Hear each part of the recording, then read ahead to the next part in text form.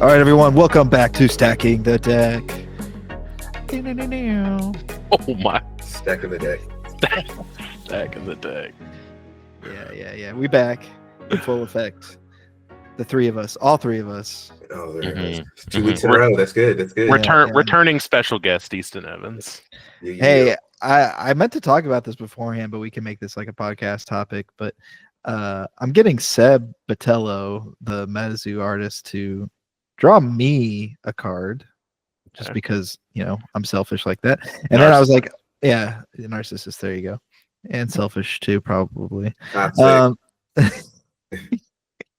But I was thinking we do like a Giddm Games card too. That could be cool, like as a business card to give out at conventions. Easton, you mentioned I think a real business card might be good, to, like instead of on the back. Yeah, something official. But on the front, I think we got to stick with the theme. I think it needs to be like a card. Like, I mean, it's just weird. But then again, like, what if we just made a mixture of all our favorite card games? Like, we put into ChatGPT or Midjourney and say like, hey, this is the back of Yugioh, Metazoo, Magic. Come up with a combination of all of these, and that's our back. It works for me. Okay, yeah. I think that's it. That's the key. I think we could like an amalgamation. Yeah, you could do like the Yu-Gi-Oh spiral back, and then the Pokeball in the middle, and then the Magic the Gathering font on top. Yeah, that would be. And then on top of the Pokeball is Agumon from Digimon. Yeah. Just cover all our bases. Yeah, and then no reference to Metazoo. Yeah, and then get them. Eat them, yo, man. But I couldn't resist because Seb's doing these art cards for $25. He's giving them away, man. That's a good deal.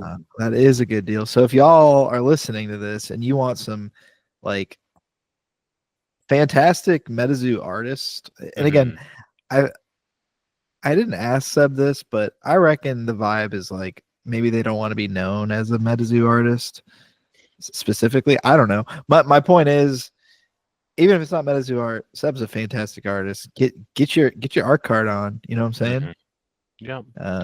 He does good work for sure.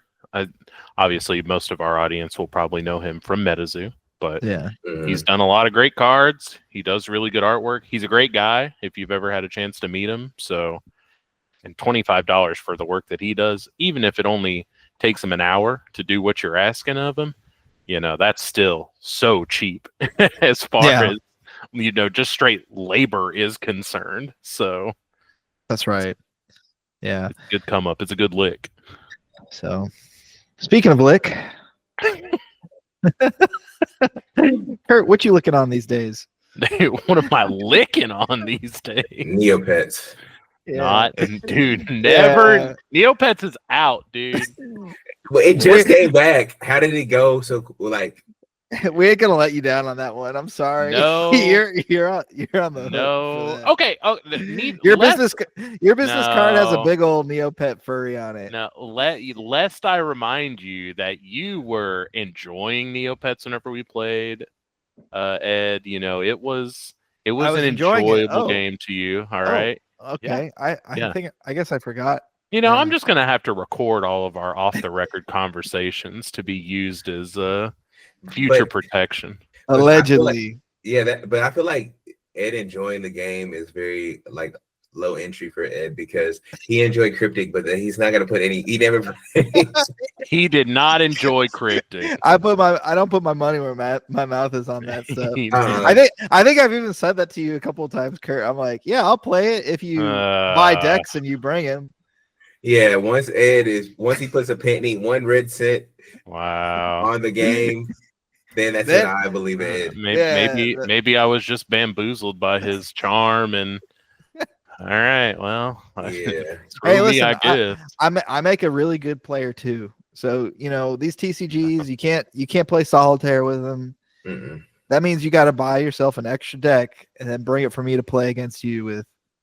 And don't let it have a online client. It's gonna like He's gonna min max this thing out. He's like, okay, do I really want to come? Really want to put some money behind this? He's like, all right, they have a client. Let me play until I get to the highest level, and then I'm like, but the freemium, only the freemium, like Pokemon Pocket. I only do 2 packs a day. I'm out.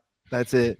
And then, that's so funny you say this because it all kind of tracks. You know what online client I play the most? Yugioh Pro, GOAT format, free. Every card's free. Play the same 4 people because those are the only people playing GOAT format. Always the European server, and then you laugh with ja. And even if Ed wanted to buy into a format, he's buying into GOAT, which is pretty cheap. Yeah, I mean, my reasoning. So I'm not saying invest into MetaZoo, but what I am saying is people who are investing into Pokemon. So if it's like, I think at this point in time, you have to, any TCG investment, you got to come to terms with like, hey, you're just going to lose money on. You might not, who knows? But let's just say that's the case. There is so much more money to lose in Pokemon right now. If you're buying at these all-time highs, like not distro price, like let's just say you're a fan, there's so much more money you have to lose in that than even buying dead MetaZoo. Like some of this MetaZoo stuff, I think it's the bottom. I don't know if we've hit the bottom, and I'm only using anecdotal information because I think I went on eBay's Terapeak. I don't know if you guys know what Terapeak is, but it's so that's for like pricing trends. Like it's eBay's data or data platform, so you can go in and look at pricing. And basically MetaZoo during the dog days pre-Meta 2 announcement, those were your lows. Like volume was low, prices were low.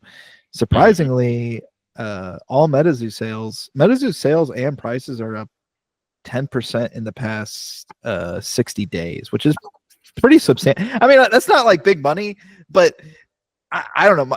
What I'm trying to say is like that seems less risky. Again, I wouldn't advise into buying dead freaking MetaZoo junk, but wow, you're going on record saying to buy MetaZoo? No, right. I hate buying at all-time highs. That's it. Even when I'm like trade, like I'll do like penny stock sometimes when I've got like a work from home day. But if I look at that if I look and I'm like everybody on Wall Street Bets or whatever, like buy this stock, buy this crypto, and then I look at it, it's like, oh yeah, it only went up 80% today. That's not happening. I'm not buying that. I'm not buying Surgeon Sparks or Prismatic Evolutions at what, $250 in ETB now? Is that how much it was going for? Yeah, that's how much. That is how much. And that's not just listed. That's like sold prices, which is pretty crazy. Couldn't be me. Dude, I don't know how it could be anyone. How could your FOMO be that high that you're willing to shell out like 5x MSRP? How? Well, and then those can't be collectors and people who like just crack packs for fun. That's speculators. That's like investor people, right? Yeah. I don't know. I think it's people that are trying to gamble and like rip the packs and hit an alt art and like make all. Dude, if I just hit the Umbreon, it's gonna be the next Moonbreon, dude. If I just hit the Umbreon, then that'll double. Dude, I can sell that for $500. We can 2x. If I send it in for grading and I get the first PSA 10, who knows how much I can sell it for? Like that's probably the people that are paying that huge amount of money. That's probably their mindset. I wish the trading card industry and like the enthusiasts weren't so fiscally irresponsible. Man, this is like it's fun and cool, but it's like life. Everything's a gamble, but this is like a gamble that you're gonna lose 99% of the time. Yeah, but once you'll keep you dig through those $250 boxes, and once you hit those diamonds, you hit that God pack. Oh baby, life's better. It's gonna be all worth it. That's what it is. It's scratch offs all the way down, boys. It's tough. It's very tough. And at least you can buy scratch offs. Some cases you can't even buy the Pokemon. You can't even buy the product. You just can't find it. You can't even put your money in the slot machine to spin it. Yeah. They say, sold out. Sold out of those. Too many spins today. That just makes it worse. That makes it worse. when you're hunting for the scratch off. Yeah, that's bad. That's real bad. bad. I mean, did y'all see? There's an eBay listing. There's no way this gets paid. I think this is hilarious though. The Umbreon and the Prismatic Evolution set, the English one, sold on eBay for $18,000. No, there's no way. It's not going to get paid. It can't, surely won't. But that's what it ended at. Shilled to it in oblivion. That's crazy. I like that. I mean, I like how organized they were in trying to shield this thing up, whether it be bidding it up or whatever it may be. Oh man, the Pokemon, the Pokemon Illuminati, they move it like a pack. You know, they're like wolves. Oh yeah. You know? Oh yeah. Y'all, if you guys want my hot take of Prismatic Evolutions, the money, the invested, is going to be in the Master Ball reverse hollows. It's the second reverse hollow pattern that they're going to have, and I think, just like in Japan with 151, we didn't get Master Ball reverse hollows in 151. Japan did, and those cards still hold some pretty good value. They weren't anything as crazy as whenever the set was like out and people were ripping it and trying to find them. You know, just taking my favorite Pokemon Magikarp, for example, a Master Ball card event, which is just a common card, but it was like one per box. So just to put that into perspective, you typically get one Master Ball per Japanese box. I haven't watched as many booster box openings of the English set just because this is the day that it came out today. So I'm sure they exist, just I haven't watched any of them. But if it's still one Master Ball per case, the prices were like $100, $150, even, you know, $300, $400 for like the Pikachus and stuff like that. So that, I think that's going to be overlooked by a lot of people. And I think that's where the money's going to be, as far as low entry, like low risk and pretty high returns. Especially now, the only way that you're going to make this money is if you go after the favorites. If you go after the Eevee, if you go after the Eeveelutions, if you go after those like top 25, and you can Google this. Japan does a poll every year about the most popular Pokemon. It's how they determine their non-trading card and video game related products. That's how they decide what they're going to do. Just look for like the top 25, the top 30 Pokemon, and those are going to be your money makers. Obviously, everyone knows like Pikachu and Charizard, but you know, Magikarp's like 23 on the list, so that's pretty sick. You know, you got like your Gengars and stuff like that. I think that's where, and again, for the first time, this is just speculation. This is not go out and buy these, but I think that's where a lot of money is going to be made, especially to those people that like collecting true master sets. It's going to be very hard to collect a full master set of this product. This isn't financial advice. Not financial advice at all. For the first time, unlike the Moonbreons. But Kurt is giving us some alpha. That's some good stuff right there. You know, I think yeah, Pokemon's done their own sentiment analysis by polling their community. Oh, they do it every year. That's why you always see Gengar and Greninja and Pikachu and Eevee and Stunfisk promotional products, and you never see like Venomoth or Caterpie or Rotom. You just, because they're not popular. They do their own market research. What do you guys want? Oh, you guys want Lucario plates? All right.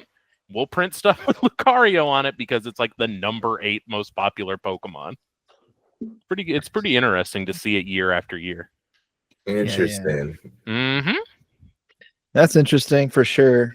You could do like, I bet Pokemon's got it down to a science though. Like, okay, you're gonna call me out. This is conspiratorial tinfoil hat zone, but this is what I would be doing if I was a multinational, billions of dollar plus company or whatever. And there's a term like in marketing called like NLPs. It's called natural language processing, and the idea is basically you would scrape all of the community sentiment, like your Reddits and basically anywhere and everywhere, even your own platform. Let's just say like the games, where people are talking about cards and what I'm trying to say is they probably wouldn't even have to survey their community. They would already know what's the new Pokemon, what's hot, what's the next style. Like they can min max this thing into an oblivion. Like the amount of data Pokemon has on just the way people talk about them, just even the volume of streamers and creators. I think Pokemon just wins as an IP just on its sheer data. Like they can understand their consumer better than any other IP or any other TCG.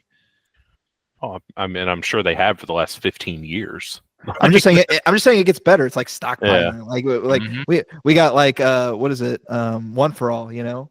Yeah. Yeah, I mean that's what it is. Stockpiling. I was gonna say they also have like the historical perspective, which allows them to see what what rolls into what, like, okay, because just coming from my time in college athletics, or even in education, you kind of see what sports, like, okay, this person might like basketball, but they might only like men's basketball, and they might like women's softball. So there's like natural tendencies to where you can cross pollinate or cross promote and move people into this life journey, because they have years of, they have the games, they have the manga, they have the TV show, they have Pokemon Go, they have all these different IPs or different verticals for Pokemon in general, and they have years and years of metrics, so they can see how people migrate from one thing to another. Maybe the older people get, the less they're into more intensive collectible stuff. So like the older you get, the less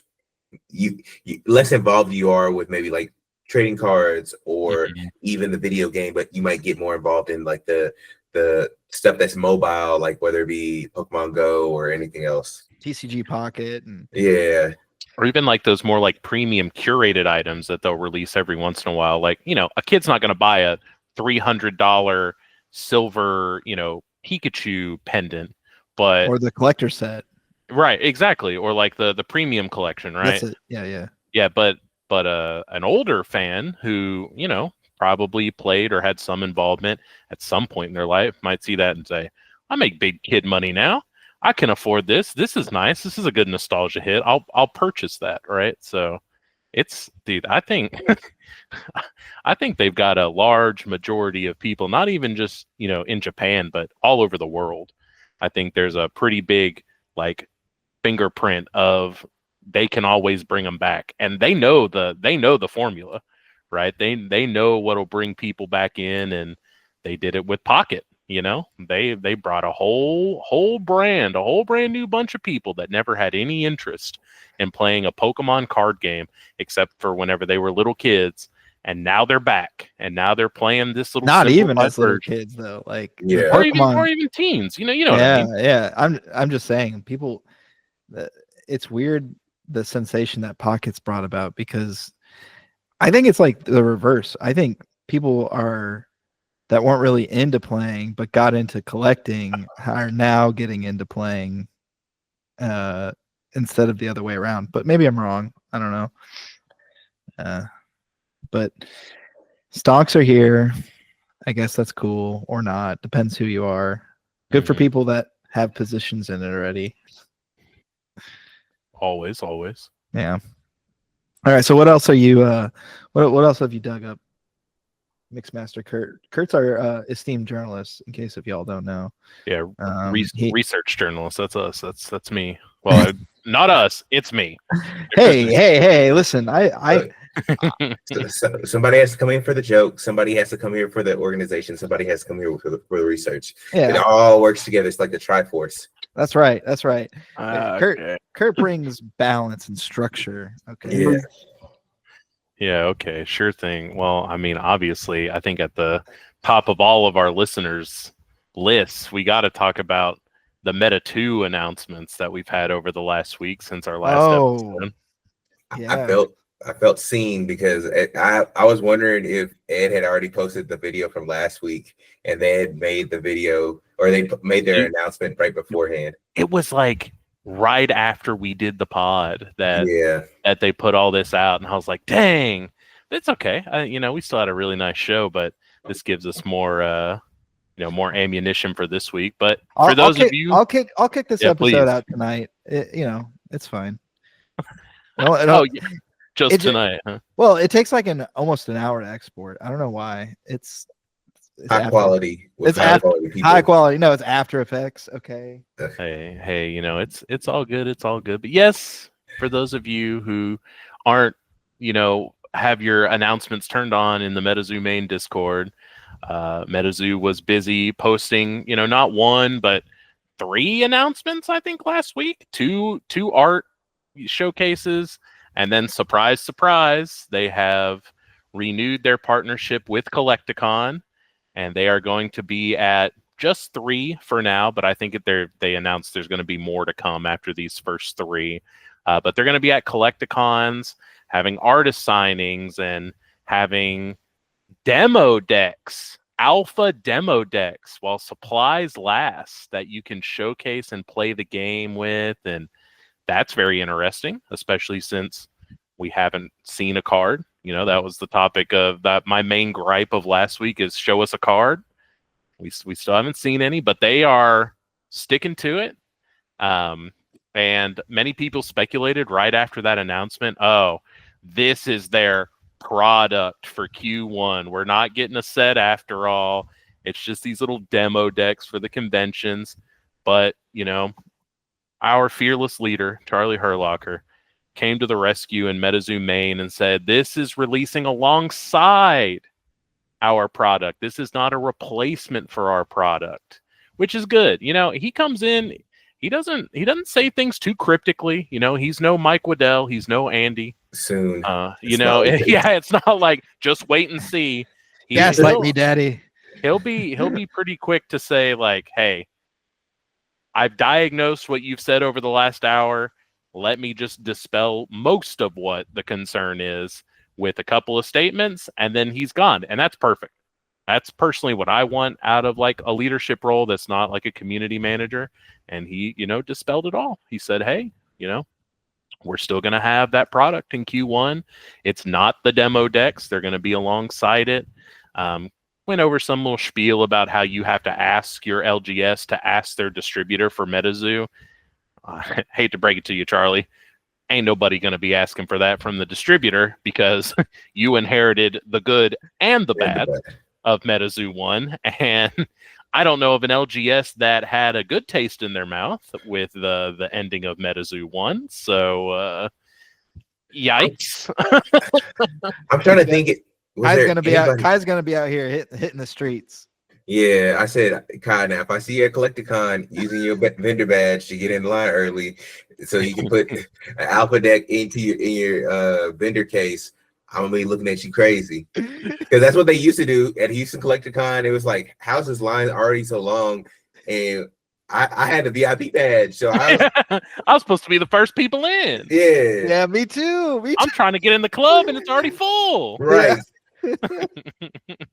Something is up. So either way, the vendors are the next tier VIP. All right, the true scalpers. They are the true scalpers. They come by the booths early.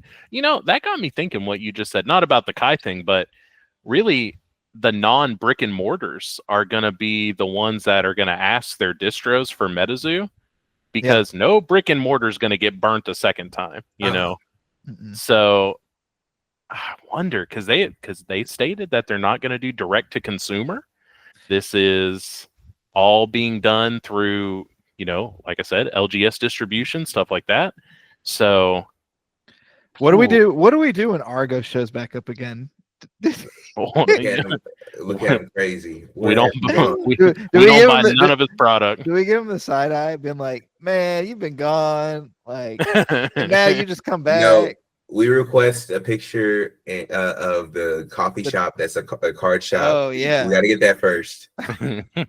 That's the first thing you got to get. Yeah, that's what he sold. That's what he was dumping all his samples for. That's true. Yeah, he said he said, "Hey, I'm gonna build a truck stop LGS."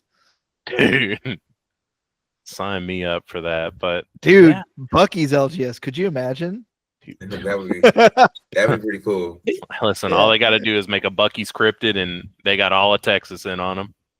Yeah, that'd be crazy. But yeah, it's gonna be real interesting. I did not like that answer of you've got to ask your LGS to ask their distributor, because no brick and mortar is going to do this.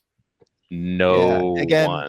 I think it's going to be the Kais, the Kendalls, the Dave Regalatos, like the guys that still really liked MetaZoo and supported them, like originally. Like they'll all come back. Sure. I mean, so Dave has a brick and mortar. So I mean, I guess there are a few outliers of people that do have brick and mortars, but I mean, he wasn't the happiest at the end of MetaZoo 1. He'll come around. He'll come around. Yeah, if the opportunity arises to make a no doubt shekels. Yeah, man. If they have a tournament, I'm telling you, they got that's cards in full effect. That's what I'm saying. That's how they're gonna get people back, is by having tournaments and stuff like that. But trying to if you slow roll the competitive play, everybody's just gonna play something else, and that's gonna be 95% of the fandom of MetaZoo is those people who like to play MetaZoo, and yeah, that's what it's gonna be. Meta 1 kind of had it right with Houston Collecticon, in my opinion, where you had people that had no interest in playing the game, but they showed up for round 1 just so they could get the theme deck and then dip. And I'm like, you know what? Listen, would it have been great that they stuck around? Sure, but you got product in their hand, and my number one philosophy is you got to get the cards in people's hands. Mm-hmm. However you got to do it. Yeah. Now, my question for the Collecticon stuff, though, with these alpha packs or the alpha decks, it's decks, right? Let me just check. Let me check the video. I want to say it was prompted as like alpha demo decks, so like starter decks. But okay. I'm gonna shear through this real fast so I can see it real quick for you guys. Our booth will include alpha demo packs. Oh, packs. It's gonna go crazy. I'm telling y'all. They need to do it just like Houston. I mean, it's tough because we're comparing them to the old, but for as dumb as it was, they did some things right. Yeah. Yeah. The hype machine, I'm telling y'all, if you think this is gonna be humdrum, oh no, not MetaZoo. This is going to be this is a win for Collecticon, because Collecticon just kind of sad without MetaZoo. Like it was just card show. Let's be honest, it was an expensive card show. Card show. Yeah. Like I don't know who was going there. Well, I don't know. I didn't know who was going. You want there Jason Page to hustle you into getting his signature? $15. Yeah, he goes up to you. He does like a classic like New Yorker play where it's like, hey, here, have a CD. Okay, now I want $50 for it. Wait, no, I don't want the CD. No, it's in your hand. Give me money now. That's Jason Page. That's Jason Page moves right there. Oh man. But I don't even know, what was I getting at? Yeah, Collecticon sad without MetaZoo. It really was. Well, I think it's a combination of things. I just think that it was a euphoric time for being a card enthusiast. Like, I think that was a different time, is where you could go and start a Kickstarter and it'd be like, remember what was it? Cannabeast? Like, there were so many different Kickstarter games and they were still stonking. Like, if you look at that Kickstarter pledges, like how much they're raising, it's sad. Like, these games aren't bringing in, and these are good games that are like deserve a good fundraising round. Yeah. They're not bringing in close to what they used to do. No, I still think it's a marketing problem. I've said this a million times. I'm super biased. I'm going to shill my own brand, and I'm going to shill it to the end or whatever. But all TCGs are, at the end of the day, they're marketing machines, right? Like, you got you create a story. It's literally ink and cardboard, and you have to get people excited about the community and all the moonity and all that other stuff. Like, that's all it is. I mean, and it could be a great thing, it could be a bad thing. It depends on what you do with it. But some of these folks, like they make card game, they hire some. There's a formula in all of this. There's the moment you have any feigned interest in launching a Kickstarter, these generic Kickstarter company shills take your brand and then they say, oh, well, we're going to promote it to the moon. And you spend like 10 grand on their marketing stack. And then all of a sudden you get like maybe 15K in sales, if that. And that's just like what it is. But what they're not doing, what these companies don't understand that are being hired to sell your Kickstarter, is they don't understand like the true like TCG grassroots, the Discord hype, the engagements. Like MetaZoo had a lot of mistakes, but the way they ran that playbook early on to get the hype train rolling, boys, nothing like it. You had to be there.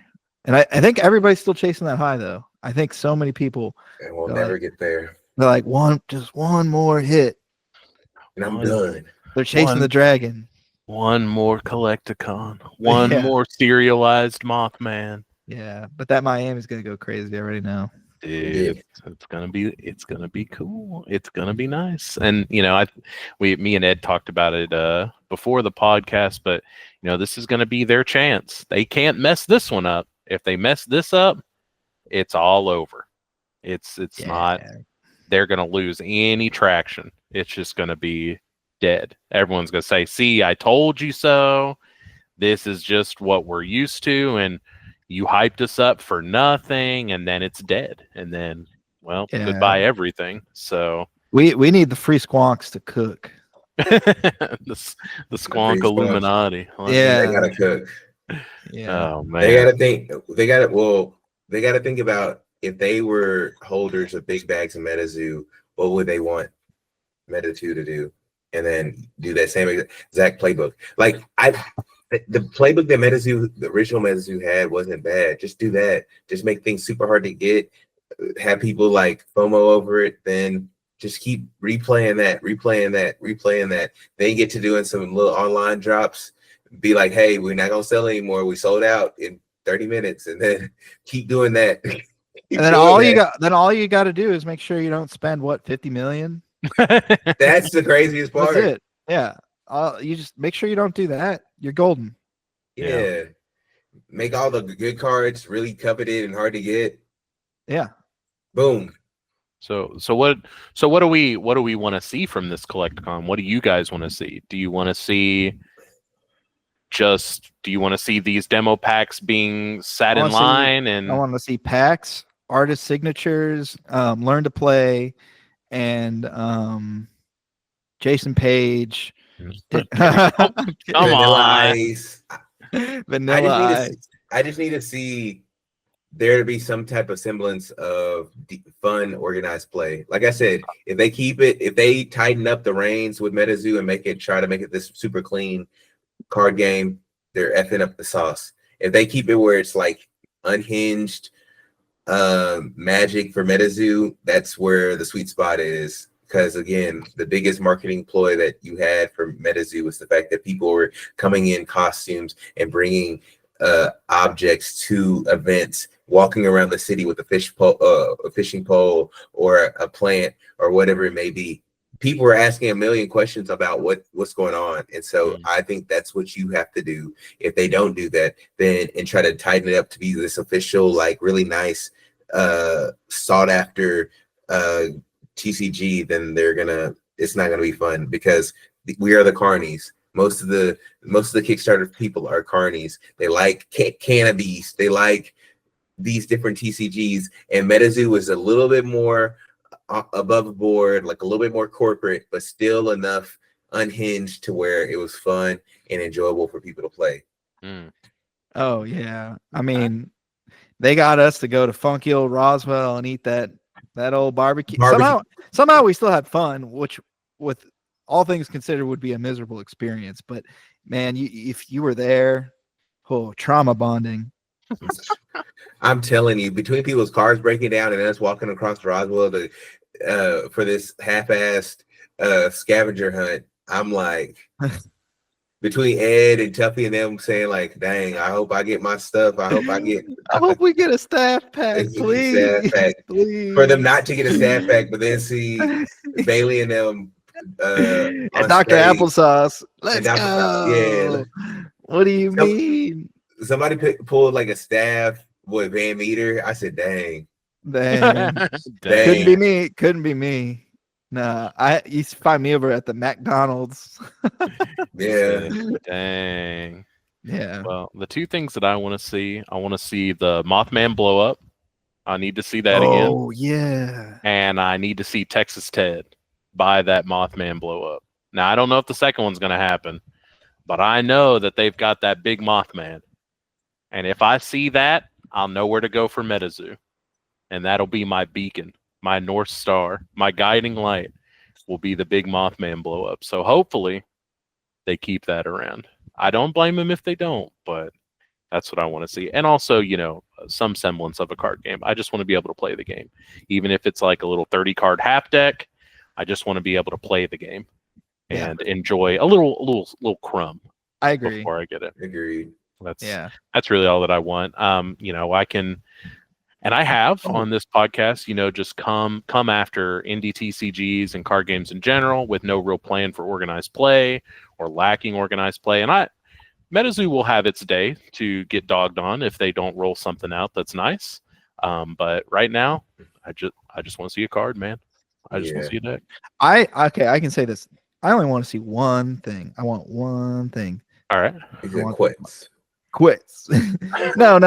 This is like a real thoughtful answer. No. I want to walk away from the first Collecticon. If I go, who knows? I want to walk away knowing exactly what Meta 2 is going to be.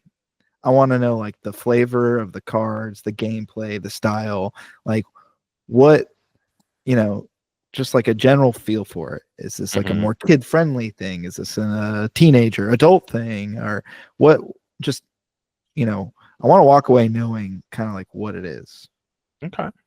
So. And I think we'll see that from the cards. Yeah. I think once we see the cards, we'll know exactly what it's about. Once we get that organized play schedule, if they have one, if they don't have any organized play events, they are, again, dead in the water. So many things have to go right in this first year, and for them to even stay afloat.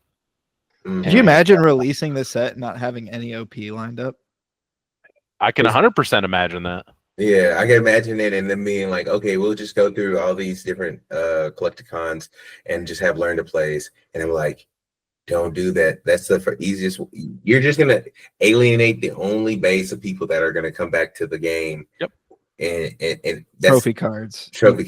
Bring back them trophy cards. Use the original art since y'all still own it. Yeah, true. Bring that. Yeah. And run it.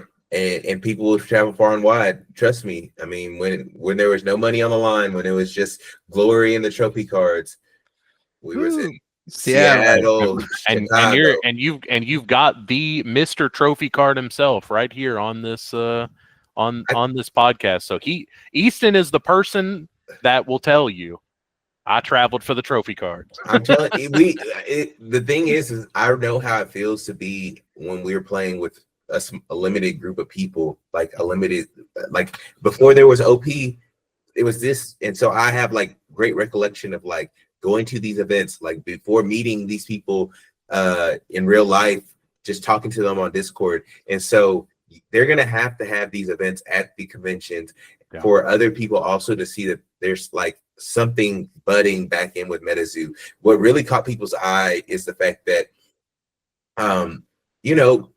Cash Society, like we were having events and that were large, and then we were also marketing it. So again, granted, we did a lot of the work and a lot of the legwork for MetaZoo. MetaZoo is probably gonna have to do that on their own this time because they don't have the fanfare that they used to have. Right. So they're gonna have to have some type of OP tied with and have it consistently enough to where people will like go venture out, travel, and then get involved. And I'm okay with just the learn to play for the first one in Miami, but I think that by the second or third Collecticon, because they're like every other month, right? I think that's the schedule is going to be every other month that they're going to be at one. There has to be some sort of constructed tournament, even if it's just for product. People will still come. People will come and play for 3 booster boxes. They will. They 100% will. So if those booster boxes aren't wilderness boxes, Right. Well, they're what I'm saying is they gotta be valuable. Well, they gotta mean something. They can't be like there's no direct consumer, right? So they do mean something because you're only buying them from limited groups, from people that are, once again, might be getting fooled twice on buying into MetaZoo on an LGS level, right? From their distributor. I don't even think most distributors are gonna carry this stuff now, and I could be wrong. Maybe they have all those distribution channels set up that if you ask for it, they will distribute. I can see that happening, but I don't. I think that just the boxes themselves are going to be pretty sparse because you're not going to be able to buy them off of their website. No direct to consumer. Cardio going to be the main distro. Yeah. I mean, we can get it early or at least on time, hopefully. That being said, I think that they're going to go with a big international push. I think that they're going to go Oceanic. I think they're going to go APAC. I think that's going to be the play that they're going to do. Like in America, you've kind of already burned the rope that you had. So now, like, how about we create a buzz elsewhere? Then we.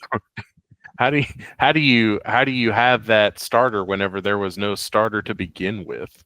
Like, there was no European presence. There was a small Australian, New Zealand presence. I don't think they can do that. I don't think so. I think it's got to be America. It's got to be the US. I know that they announced that they partnered with that Australian distributor. Oh, they announced this a while back, right? So obviously that's still there, but there wasn't a whole lot of hype in Europe and Asia and those markets that you're saying that they can tap into. Brother, I don't think anybody's got any excess income to be spending on Metatua, if I'm being honest with you. Metatua. It's just not. I just don't think it's gonna take off like they would hope. Sorcery's doing that, and they have a decent enough European presence, and it helps that the company is European, but I don't think that's where the majority of their sales and their money is coming from.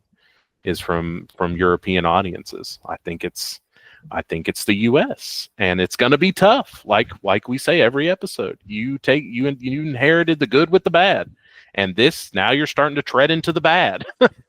So it's got to be. I don't see there being a like they don't have a plan, or I don't think there's like one optimal play that they can do going to US and being super heavy in the US, because if you're not going direct to consumer, then that means you're going to have distribution. But I haven't heard any news, and maybe we can talk to our, brick and mortar or online TCG friends that have, the ability to buy stock from, buy some, supply of Metatua, but I just don't see it happening. So I think that you create a demand elsewhere to where then they have to have it in America or something of the such, because right now they have a pretty, like, we'll buy from anywhere. Like, we'll buy from any place, and if they have, Australia or wherever it is, then, people will buy from there to try to get the cards. Because, I mean, when I first bought my Kickstarter stuff, I mean, it was through the Patreon, and then, things started to roll out. I didn't even get like a code or any type of tracking. It was just like, oh, it popped up. Crazy. Heading your way. Yeah. Crazy. All right. Well, we'll see. 2 months. 2 months, boys. I want to make sure I take a moment here in this lovely Kickstarter indie TCG block. Mm-hmm. We had some news submissions. News. They used the form. Let's go. Yeah, it's 3. And by the way, our news form is always open. You can find it in the Giddm Games Discord, the YouTube description, the Spotify description. We want your news. Mm-hmm. This news was sent in by Michael Beaumont of Primal TCG. Okay, so they're dropping 2 new luxury style deck boxes this year. Those deck boxes are hot. Mikey had shared those with me, I think, earlier last week or maybe a couple days ago. they're like really well made, Gamegenic-esque, I'd say. Like just high quality deck boxes. They look cool. Primal's got some nice waifus and just some cool art in general. So like if you like either of those things, highly suggest checking them out. The black box features, and excuse me if I pronounce these wrong, but Plagueis Obscurity and Matilda artworks, as well as the blue box featuring Kane Gunner and Succubus Harem artworks. So the Succubus, yeah, Kurt, that might be right up your alley, dude. I was gonna say, come on. I know you gotta like that. Succubus Harem. I think what's the best way to equate these two, it's like gem accessories. You know, they do those premium deck boxes for all sorts of games, and they have all sorts of waifus and stuff like that. So it's on that level of quality. They look really good for sure. Yeah, that's a better description. And then they're bringing out starter deck number 4, Therian Origins. It'll be dropping sometime in March or April. They'll also have 3 core sets dropping this year, so look out 2025.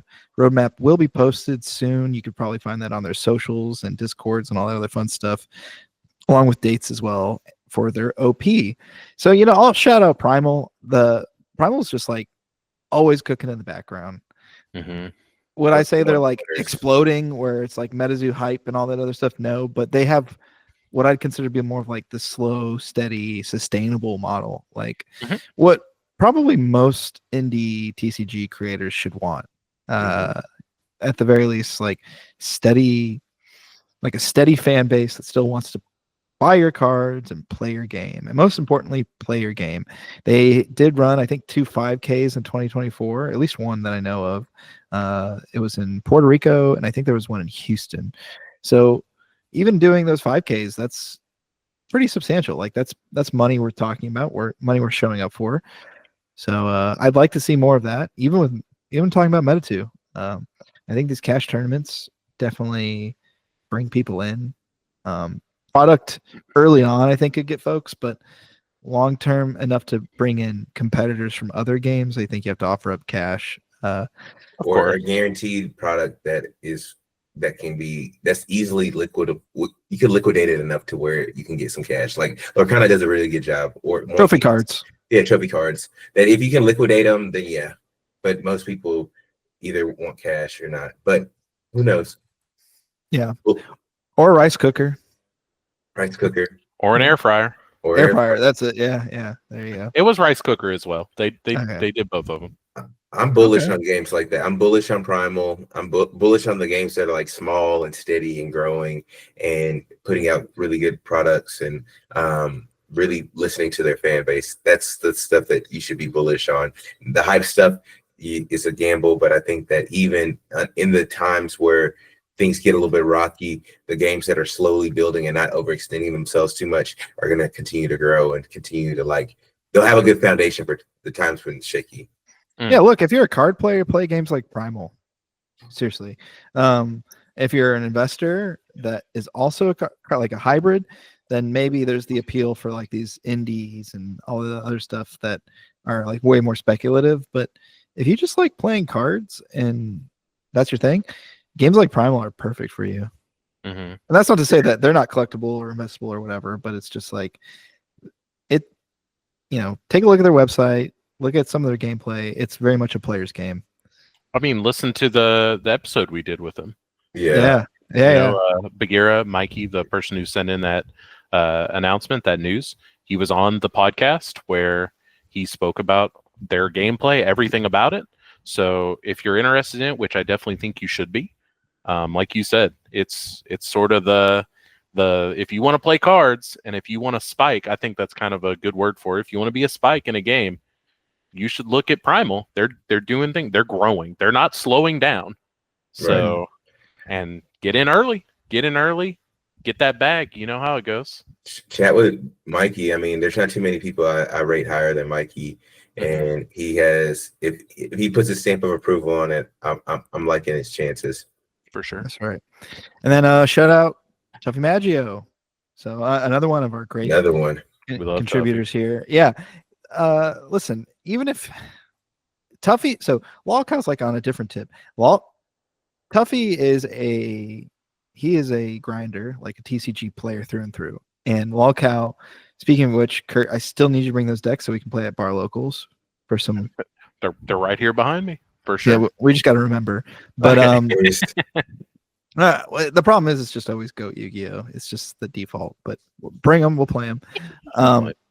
But I am actually more bullish on the like collector investor side of Lolcow. And I'm not, again, I'm sure the core of the game's great and everything, but these collabs like with Keemstar and like these big names that are getting behind it. And again, I don't fully understand the Lolcow universe, but I've looked at the following that some of these guys have, and I'm like, holy smokes! Like the amount of eyes. And I even went on eBay. They're, it's not booming, but the secondary market, it's like there for Lolcow now. I was about to say it's there. Yeah, it wasn't there for a while, but now there's sell through. Like like you could sell Lolcow cards, which is kind of cool. Like I don't know, but I just kind of see it growing. It's just on this growth trajectory.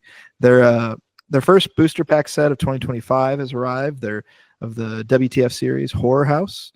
Hold on a second. Well, horror. Okay, thank you. Thank you for enunciating. Yeah. It's like courthouse.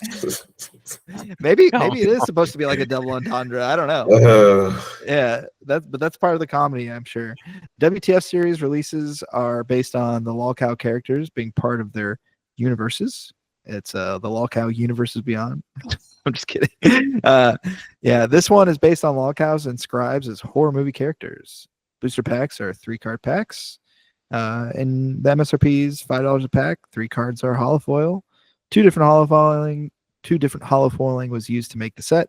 Surge and the rarest cards are used in cracked ice. The cracked ice is really cool. Tubby shared that with me. I don't know how to describe cracked ice. If you know, you know. It reminds me of like old Yu-Gi-Oh duelist terminal cards. That's a deep cut if y'all know what I'm talking about. Yeah, but real OG. Shadow foil is also pretty close to that. I think he shared that in the Giddm Games Discord. So if you're not on the Giddm Games Discord and you care about those Lolcow updates, he posts them there. He shows them off. So good place for you to get it. Booster packs, movie night bundles, 6 packs are in the movie night bundles promo side with 3 variant VHS cases. Again, Tuffy's always crushing the whole product element of Lolcow. I've harped on this already, so you don't need to hear me say it again. That's all that stuff. Tuffy and their team does a great job on like the well, from a production and even from a display standpoint. It's just like top tier. Like the cassettes, the packaging. You don't have to worry about it being like typical like indie Kickstarter games where they're cutting costs and stuff like that. Like they put a lot of money into that. And uncut sheets. You can get uncut sheets in the movie night bundles, which I also think is cool. Like I don't know why more companies. Why don't more TCGs do this? Like just buy. I know Yu-Gi-Oh does it to some degree. Like it's really like special collector limited type item stuff. But sell your uncut sheets. I mean, who cares? Like that's cool. It's cool art. I don't know. I'd like to see more of that. Yeah. All are available for ordering on their site now. The shop link is shop.lolcowtcg.com. And there's also 1-of-1 art cards in the set with a total of 8. So you got some chases in there too. He's hitting all the high notes. Yeah. Now we just need some serialized and some some ticket cards, and then there you go. Yeah. Especially a ticket card. Yeah, ticket card. Oh, good Lord. I want to do a quick shout out to our Giddm Games correspondent, Casey Miller. I don't know, some of y'all might know him from MetaZoo, but I like the new submission form. Doesn't always have to be like us talking about your product or whatever, but it can even be personal stuff for us to touch on. Casey shared basically that they've been playing, moving from MetaZoo, basically have gone to actually competing and playing in Pokemon events now. And I think that's kind of interesting. Sick. I think like like Easton has alluded to previously, we're all carnies. We're all looking for a home. We like cards. We like playing cards, and it's been really hard to find like what's the right card game for us. And I think it's easy to hop from Kickstarter to Kickstarter, but maybe after being burnt as bad as some folks have been, checking out Pokemon. I mean, Pokemon's a great game. It is fun. It really is. And will you spend more than $1 on it? No. see, this is what we have to deal with. It's a great game, y'all. I'm gonna play Pokemon TCG. I'm gonna think about getting this cool deck. Never spends a drop red cent on it. Oh man. Well, as a seasoned Pokemon player, competitor, Pokemon is very fun. They just released they've released for the last couple of years these like battle decks that are basically elevated theme decks. It's what replaced their theme deck product. And the most recent one that they released is pretty much like locals ready. You can buy that for $30 and sleeve it up, and you are good to go. There have been videos of people taking that battle deck, that $30 deck, winning their locals, going 4-0, 5-0 with it, and then just kind of building from that, like building the rarity of it, improving the deck. But they come out with good products. I know a lot of the people that do the competitive balance on the TPCI, which is the Pokemon Company International side, and they're responsible for putting these products together, making sure that things aren't just collectible. They still release products for competitive players, and they do a really good job. So it's not too expensive to play Pokemon. Historically, Pokemon has never been a very expensive game to get into if you wanted to compete. Most min rarity cards are pennies on the dollar compared to like a Magic deck or even a Yu-Gi-Oh deck, like a modern Yu-Gi-Oh deck. Pennies on the dollar, but there is no EV in Pokemon. I hate to break it to y'all, unless you are a card playing savant, which unfortunately I am not. There is no EV in Pokemon. You're going to 3,000 person events, and most of the time you're going to walk away with a few booster packs. So you go for the experience, you go for the community, you go for the fun time and, the drinking in the hotel room afterwards. But I don't think you go there to make money. If they would have a better world championship place in the next couple, because I think they're having world championships in Anaheim. Mm-hmm. That sucks. Nobody wants to go to there. They had Honolulu and what was it? Hawaii Japan? was last year, and then Japan was the year before. Yeah, keep it on that type of beat. Yeah, because going to Anaheim and then the year afterwards is somewhere else, is Sacramento or some crappy place. Yeah, nobody wants to go there. You take it back to Kauai, take it back to freaking Tokyo, because I just can't see them. Like, I don't see Anaheim doing what Japan did. Like, Japan had the entire like city decked out in Pokemon stuff. Anaheim, you got to watch out for the homeless people, and then and stepping in human doo-doo, man. Human doo-doo. Bring it back, take it overseas where they have really nice infrastructure. They have, what's it, Pocari Sweat? Yeah, that's gamer fuel right there. If you don't know, y'all Google that Pocari Sweat. So you're saying you want? Sweat. We're looking for sponsors. Yeah, I'm sure they've got us with a sponsorship. So you're saying you want the world championships to be more exclusive, more like an end-all be-all destination, not necessarily for the spectator, but mainly for the elite few that make it there and qualify. Yep. That's what you want? I'm a purist. I watched Pokemon 2000. You know what they had to do to get to the to fight Mewtwo? They had to get on the ferry, but they missed the ferry, so they had to take all their Pokemon and use surf and That's funny you say that as a Dark Tower competitor. Bingo. Bingo. You got to go through the mountains of West Virginia. Where 3 hours from the airport. Hopefully you find a place to sleep. Yeah. What was it for Forest? Where's Rhinelander, Wisconsin. Yeah, I was like, yeah, we're going to Rhinelander. Like 3 hours north of Milwaukee. Yeah, we're renting an RV. We're camping out in the woods. Yeah, dude, there are people that did that for Dark Tower.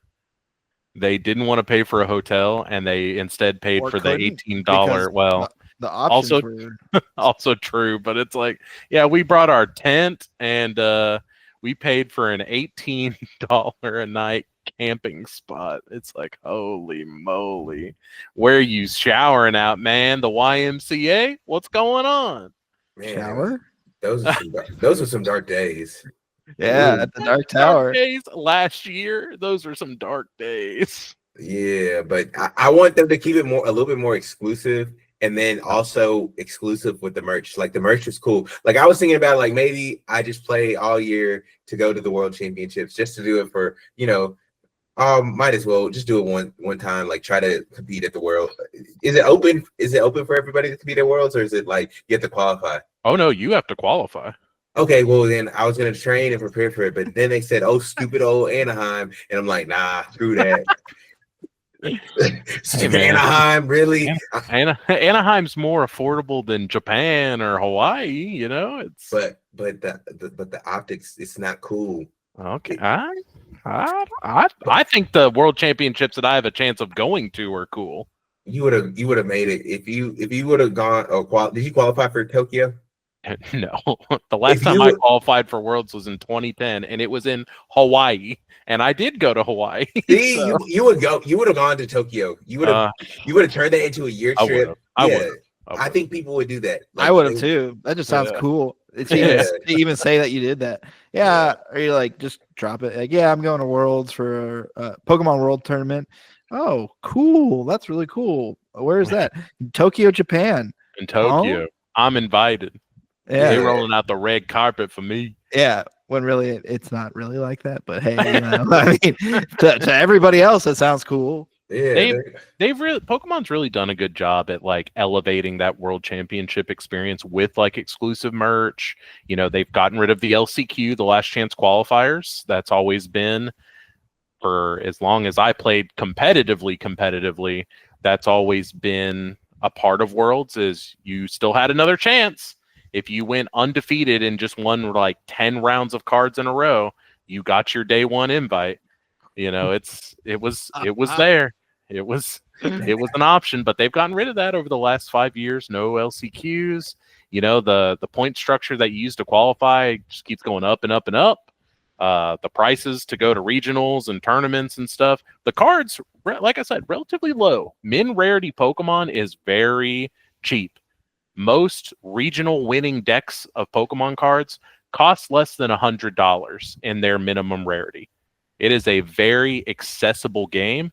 There's just so many people that play it that you've got to be really good, or you have to have a team of people that are able to cook up something that no one has seen before, which is very tough to do. It still happens. There's still plenty of like team brewing and secret dot deck for all my old Pokemon heads, secret dot decks. There's still plenty of that goes on, but it's tough. It's tough whenever you pull up to these 3,000, 3,500 man events and expect to compete in top. They cut to 32 now. There's no day two. Well, you play a day two, but they still only cut to 32, and then that's it. So it's kind of crazy. It's kind of crazy. You do that all for a card that may or may not be worth. Like that's crazy to me. Worlds, the people sell their trophy cards for like 40,000 on the spot. Yeah. Mm-hmm. To Mr. Persian, Dan Persian. That's his actual name. His last name is in fact the name of a Pokemon, and he owns every trophy card that Pokemon has ever printed. He owns every one, and he always, if it's not him there, he sends someone, and he will purchase your trophy card. He will not go 1 year without not having it. He posted a picture on Facebook, like right after this most recent Worlds, of his entire spread, and it's just so magnificent to see all of. He could be like a trophy card museum because he just has first through third. For the years they did fourth place, he's got fourth place cards. He's got them all, dude. It's great. What are these fools doing? If I saw Mr. Persian come around, I was about to run it up. I already know you're buying this card. How much you got? How much you got, Giovanni? It's true. And Giovanni always shells out. He always gets it from one way or the other. But Pokemon again has always over the last couple of years, they've increased the actual money payout of it, which I think is a great thing. You know, that used to be the joke for, you know, the Pokemon of 10 years ago is you're going to win a regionals and get a $500 scholarship and 12 booster boxes, and that's your prizing. But they've done good. You know, we've got real money prizing at the regional level, at the national level, at the world's level. It's good now. It's good prizing. It's just there's a ton more people that are playing. But still a fun game. I don't hate them. I know we kind of got off the rails of Casey asking about that question of getting into Pokemon, and I believe, if I read it correctly, going to his first regional in San Antonio, and was curious to know like some tips or any ideas about that higher level of play. You know, what advice might we have for that? Listen, brother, you just got to go and have a good time. Make sure you bring your own water bottle. Make sure you bring your deodorant, and make sure that you ain't paying for that $12 convention center pizza, because you're just gonna be in the toilet after round 3. So that's all that I have to say. Tex-Mex. Not even once. Not even once. Oh no. All right. We're in overtime. Did we hit all of our did we hit everything? We could talk about Magic. We could talk about Magic if you want. We should. Yeah. That's our last thing on our list. I think it's pretty interesting. The two things that I found, they are making secret lair cards available at wizard stores like WPN stores, which is pretty crazy. They're going to be distributing like the non-foil versions to WN stores for you to purchase directly from them, as opposed to having to get them as an exclusive drop only online. That's how they distribute, you know, their cool promos. Their secret lair is typically only online, and if it's a really good drop, it gets botted immediately, and you can't get any of it except on the secondary market. But them distributing those out to local stores is pretty cool. What do you guys think about that? Do you like I'm sure from a collecting standpoint, you don't like that, but from an accessibility standpoint, I think it's a win for people wanting to purchase some. Yeah, here we go. I know a handful of card store owners, and those fools, once they find out that they have a coveted item, they know how to make it really hard to get. So I'm sure, I'm sure they would have some type of stipulation where they have to keep it at MSRP or something like that if they did sell it. But who knows? You could backdoor it and then give it to one of your associates. They sell it on the secondary market. You out split the profits. I just think that this is a lazy way of trying to, I guess, help out or kind of reconfigure their relationship with their brick and mortar stores, because they've been doing the direct to consumer thing, and that's basically kind of undermining them. And so I think that they're trying to do stuff, but hey, we'll see how this goes. Okay. I like that. In that same vein, they're also coming out with LGS, local game store draft event exclusive promos, which is pretty cool. They're non-holo versions of, you guessed it, a secret lair drop, but you can only get these from your LGSs, which is pretty cool. I'm not saying I'm gonna attend an MTG draft to get one of these, but I think if I was a Magic enjoyer, I would be happy to know that my drafts that I keep going to, I'm finally getting some exclusive stuff. What do you guys think about that? I don't think about it. Dang. I don't think it's a Magic is weird, man. I don't know. I like that. I respect it, but maybe I'd like standard. I think I'm probably a standard player. You're a standard player, but you don't have the standard price range. That's you would have been pissed. You'd be like, oh, bro, they just rotated out of this. I just bought a full post set, bro. Oh, man. I'd be going Luigi up in that motherfucker. Yeah. Oh, excuse me. I got to edit that out. Yeah. No. Oh, God. You'd be going postal. Post Malone. Okay, yeah. You be going the one ring up in that Yeah, because I'm trying to think to myself like, it would rotate, and you would be so furious that the value of your cards have diminished, like in thin air. And also, I think that they're trying to get more people to try to get into, because there's such a hard barrier to get into Magic Constructed. Like either you have all the stuff for modern, like older stuff, or you have to pay the prices and knowing your cards are going to be diminished in value here in a little bit if you play standard. So this draft was how I started. I think I drafted for like 3 months before I even got into standard. And so I think this is a good way to encourage people, because there's just not a lot of people trying to open packs and get involved and build decks anymore. More people are either doing Commander, or they might try to do draft or something along those lines, or some type of sealed format. Man, yeah, I like the idea. It sounds nice, doesn't it? Standard format. And it said, I'm a standard guy. I'm like, no, you're not. But in your mind, you would be. But then once you found out, like, you think you do, but you that's what I loved about MetaZoo. They're like, no ban list, no rotation. I said, perfect. Yeah, give me that Yu-Gi-Oh power creep. Forbidden Limited, I'm okay with.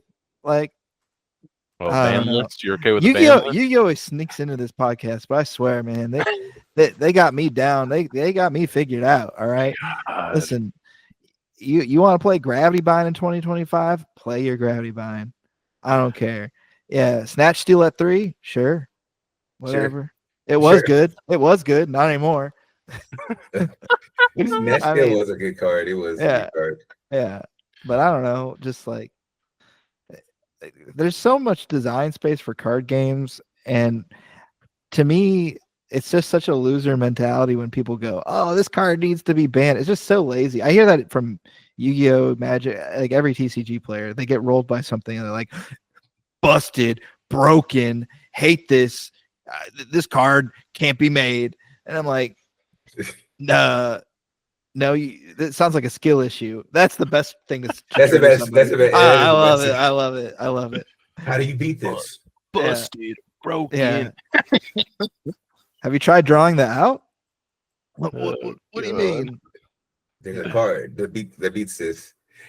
I mean, I do like our jam sessions where we're like, how do you beat this? And then it's just us kind of like racking our brain around this one complex problem. And we're like, all right, guys, what if we put in 3 Aura Absorbs? That's how we.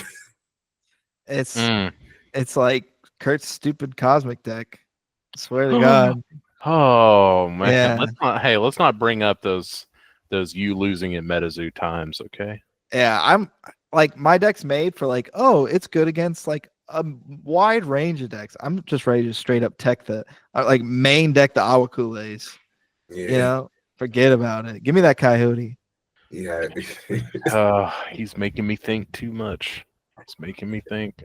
No. I've been thinking. These dead formats, I'm all about dead formats. Don't have to spend any more money. Cards are cheap. It's like, sign me up. What? Sign me up. What the deck? And he's still not gonna buy the cards. He's gonna be like, "What? You have a dead format on TTS? You have a dead format on a I play Duel Masters. I do. I played it several times with Shilos back in the day. All you need is one other idiot that you can convince to play the card game with you. That's all you need. Well, I'll let you know when it works with you. Yeah. I'm usually the idiot, in case y'all didn't figure that out. Wait, last question. Have y'all picked up any? Because Ed was, talking about all the cards that he's procured while they've been so cheap. Have you picked up any new cards lately? Oh, hells yeah. Any new MetaZoo cards? Anything that you feel what do you think this is? Got me a Sample Grow. I picked up Hello Kitty and Friends, all of them. $100, $125. You ain't never gonna use those at all, man. That was the most useless set ever. I know. Here, I've said this before on the podcast. I'm happy to collect and play the dead card game. No. For some reason, I cannot stand the idea of buying game pieces that get rotated out. Like, Easton's right. I couldn't play standard. I would lose my effing mind. I couldn't do it. I couldn't. Not unless if it was like a big money card game. Like, okay, yeah, sure, it gets rotated, but we're playing for 5K every couple of months. Yeah. All right, that's fine. Go ahead, rotate it. It's worth it. Yeah. All right. Yeah. Okay, Ed, so when things rotate, okay, look, time for you to get a Magic.